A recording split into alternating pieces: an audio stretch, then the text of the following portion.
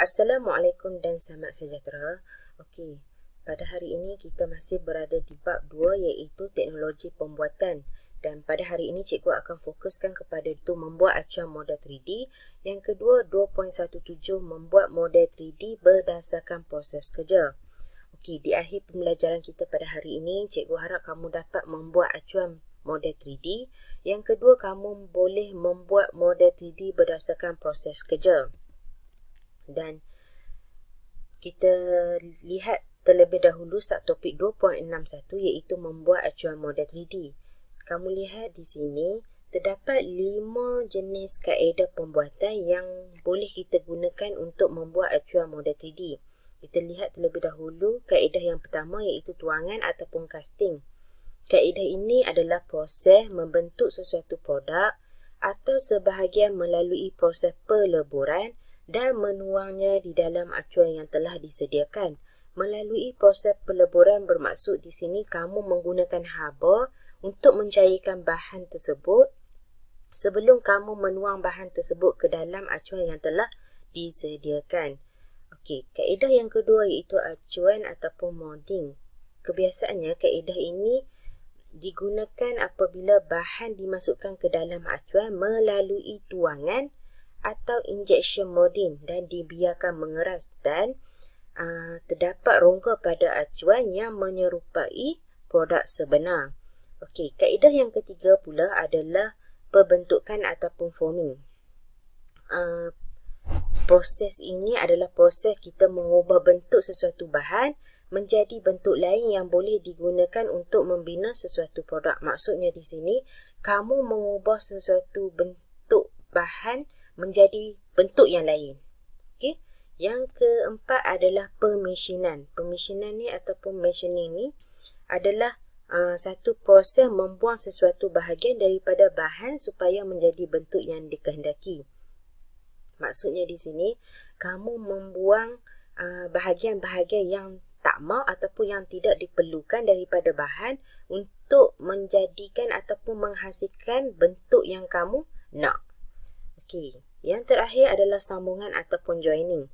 Okey, maksudnya di sini bahagian ataupun komponen yang dihasilkan melalui proses sebelumnya disambung supaya menjadi satu produk baharu yang boleh berfungsi. Okey, kamu lihat di sebelah kanan cikgu ni terdapat contoh proses yang cikgu letakkan dalam slide ini. Kamu boleh lihat di sini.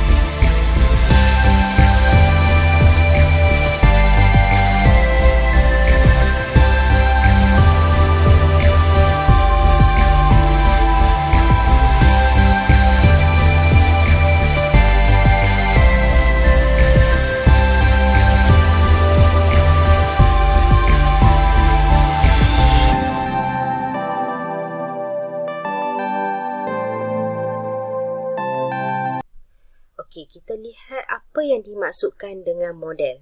Model ini adalah satu objek seakan-akan menyerupai reka bentuk produk. Terdapat dua jenis model.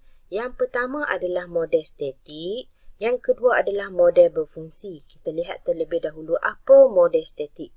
Model statik ini kita hasilkan untuk kita lihat rupa bentuk sebenar produk tersebut. Okey, dan model statik ini bermaksud tetap. Di sini tiada bahagian yang boleh digerakkan. Okey, dan kebiasaannya penilaian yang dilakukan pada model statik ini adalah dari segi rupa bentuk, warna, saiz dan pembuatan proses. Kita lihat pula model berfungsi. Apa itu model berfungsi?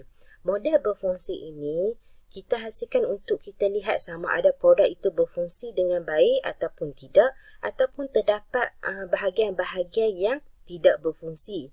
Kebiasaannya model berfungsi ini kita lihat ataupun kita nilai kefungsiannya melalui dari segi pergerakan, kesesuaian cantuman dan bahan yang digunakan. Okey, kita lihat apa yang dimaksudkan dengan model awal 3D. Model awal 3D ini adalah kita gunakan untuk kita dapatkan rupa bentuk luaran dalam proses pembinaan acuan. Maksudnya di sini, model awal 3D ini kita nak rupa bentuk luaran untuk kita membina sesuatu acuan tersebut. Okey, kamu lihat gambar yang cikgu yang terdapat pada slide cikgu ini. Kamu lihat yang gambar di atas ini merupakan model awal 3D yang dihasilkan melalui lilin. Manakala yang bawah ini, gambar di bawah ini, model awal 3D yang dihasilkan melalui mesin pencetak 3D. Okey, kita lihat cara ataupun proses untuk menghasilkan acuan model 3D. Di mana langkah pertama yang kamu perlukan adalah kamu perlu menghasilkan model awal 3D ini. Kemudian kamu perlu membuat acuan. Okey, selepas kamu membuat acuan, kamu perlu menuangkan bahan tuangan ke dalam acuan tersebut. Barulah kita dapat menghasilkan acuan model 3D. Okey, apakah yang dimaksud dengan acuan? Apa itu acuan? Acuan ini merupakan bekas tuangan sesuatu bahan yang hendak dibentuk. Okey, terdapat dua jenis tuangan. Yang pertama adalah tuangan panas, yang kedua adalah tuangan sejuk.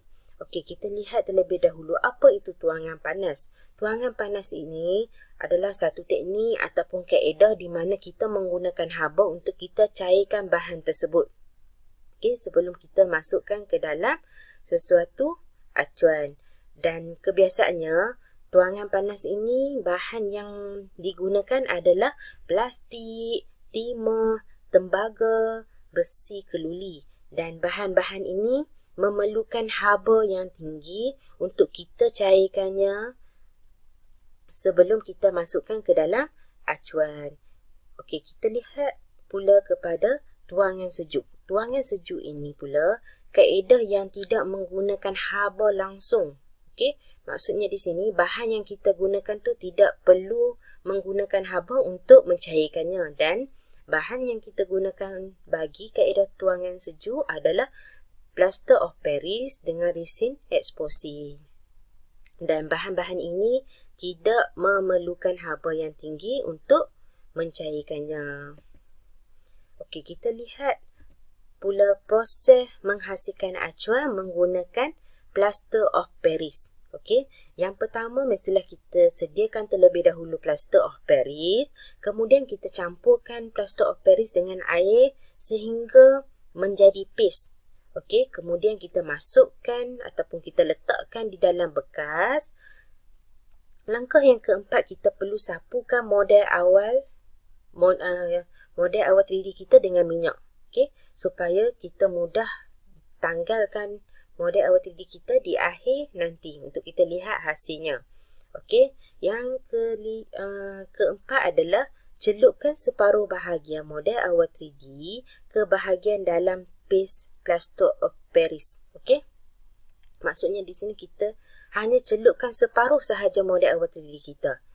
Okey, ke dalam plaster of Paris. Kemudian kita perlu biarkannya sehingga kering. Di akhirnya nanti kita perlu tanggalkan model awal 3D kita dengan berhati-hati. Okey, sebab apa dengan berhati-hati? Oleh kerana sifat bahan itu sendiri iaitu plaster of Paris itu mudah retak.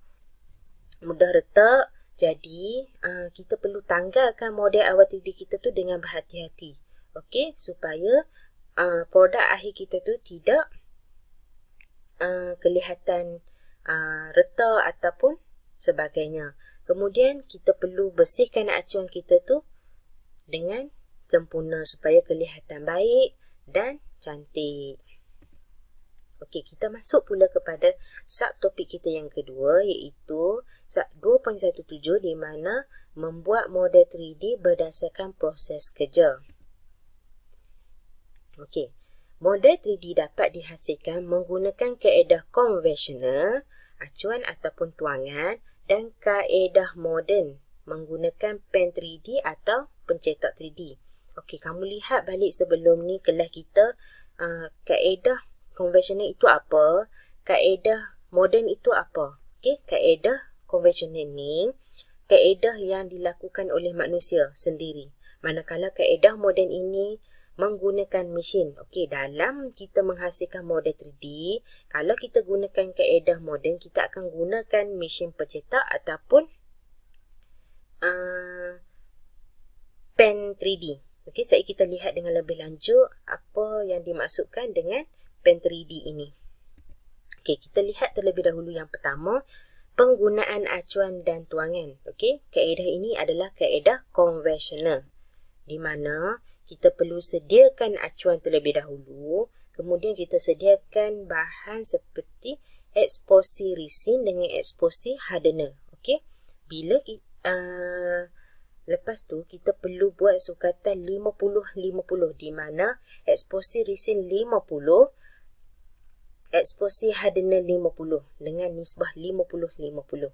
Jadi dengan sukatan tersebut kita perlu tuangkan terlebih dahulu 50 epoxy resin, kemudian kita masukkan lagi 50 epoxy hardener ke dalam bekas.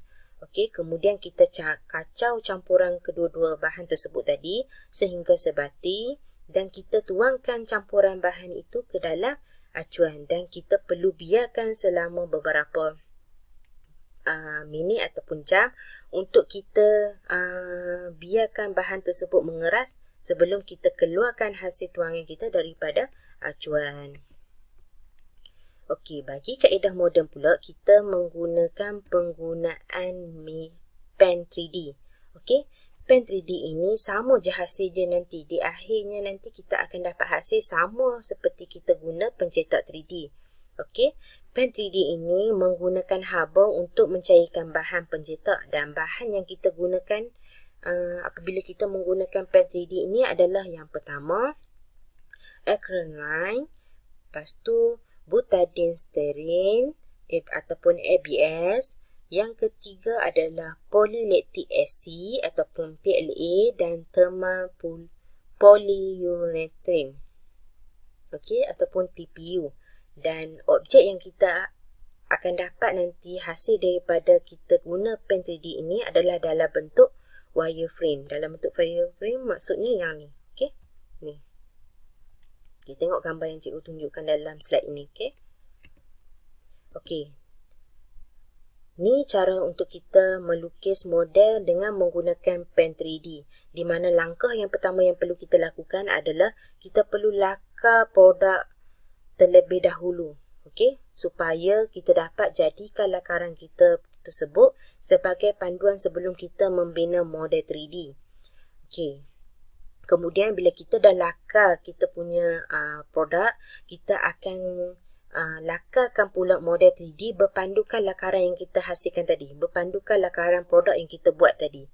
Okey, kemudian kita mulakan lakaran kita daripada bahagian dasar ataupun tapak sehingga menjadi sebuah model siap. Okey, di akhirnya nanti kita biarkan model 3D kita sehingga sejuk. Ingat, ini langkah-langkah yang kita gunakan untuk menghasilkan model 3D dengan menggunakan pen 3D. Okey, sekian, terima kasih. Itu sahaja PDP kita pada hari ini. Cikgu harap kalau ada sebarang pertanyaan ataupun kurang faham mengenai subtopik ini, boleh tanya cikgu melalui WhatsApp. Dan yang kedua, cikgu mohon semua pelajar untuk buat latihan pengukuhan bagi subtopik ini dan hantar kepada cikgu pada masa yang telah cikgu tetapkan. Okey, kita jumpa pada kelas akan datang. Terima kasih.